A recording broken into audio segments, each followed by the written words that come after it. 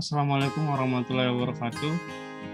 Perkenalkan, nama saya Abdullah, NRP 5620 5113219. Baiklah, di sini saya akan menjelaskan mengenai plankton dan kelimpahannya. Plankton adalah organisme mikroskopis yang hidup melayang-layang di dalam air. Mempunyai kemampuan renang yang lemah sehingga gerakannya dipengaruhi oleh arus.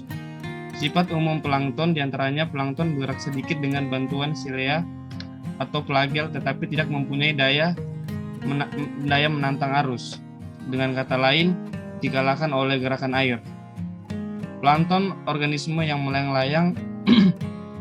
Peristiwa melayang pada plankton dapat terjadi karena plankton dapat mengatur berat jenis tubuhnya agar sama dengan berat jenis media air dengan cara menambah atau mengurangi jumlah vakuola, cadangan makanan berupa zat lemak atau minyak, yang terakhir dengan memperpanjang atau memperpendek cetak.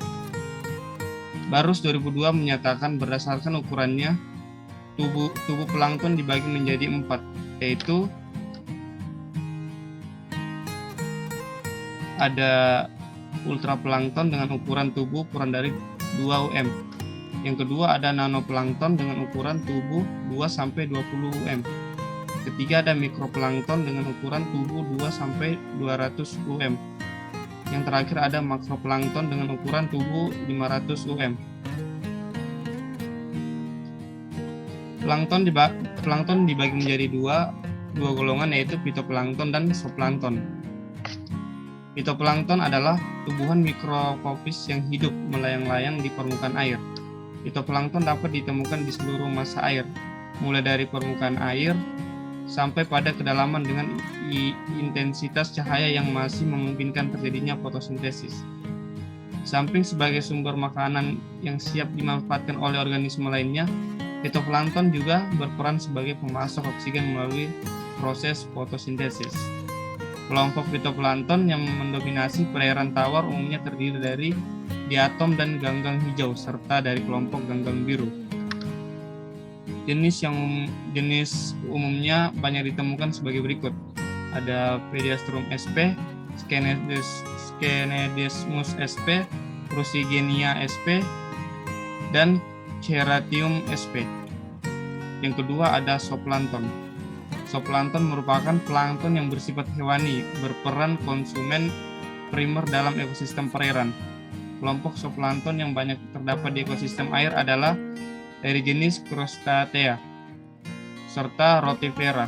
Rotifera umumnya mempunyai ukuran tubuh yang kecil, ditandai dengan terdapatnya klitoris yang disebut korona pada bagian anterior tubuh. Cladochera mempunyai ukuran yang lebih besar dibandingkan Rotifera dan dapat mencapai ukuran maksimal 1-2 mm. Pada umumnya, Copepoda yang hidup bebas berukuran kecil, gerakan renangnya lemah menggunakan kaki torakal dengan ciri khas gerakan kaki yang tersentak-sentak. Kedua, antenanya yang paling berguna untuk menghambat laju tenggelamnya.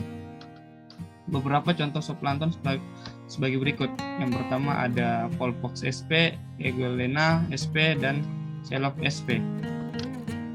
Kelimpahan plankton. Kelimpahan merupakan tinggi rendahnya jumlah individu populasi suatu spesies. Hal ini menunjukkan besar kecilnya ukuran populasi atau tingkat kelimpahan populasi. Kelimpahan plankton sangat dipengaruhi adanya migrasi. Migrasi dapat terjadi akibat dari kepadatan populasi, tetapi dapat pula disebabkan oleh kondisi fisik lingkungan, misalnya perubahan suhu dan arus. Plankton melakukan migrasi harian, yaitu migrasi yang dilakukan dalam waktu 1 hari atau kurang untuk pergi dan kembali. Migrasi berfungsi untuk mengatur ukuran populasi. Hewan yang meninggalkan populasi atau habitatnya untuk tidak kembali lagi mengurangi kepadatan kelompok asalnya, masukkan hewan ke habitat lain, atau imigrasi. Meningkatkan populasi di habitat tersebut. Imigrasi biasanya terjadi di lingkungan yang kepadatan populasinya rendah.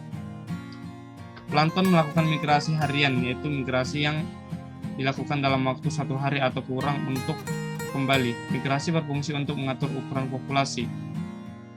Hewan yang meninggalkan populasi atau habitatnya untuk tidak kembali lagi mengurangi kepadatan kelompok asalnya.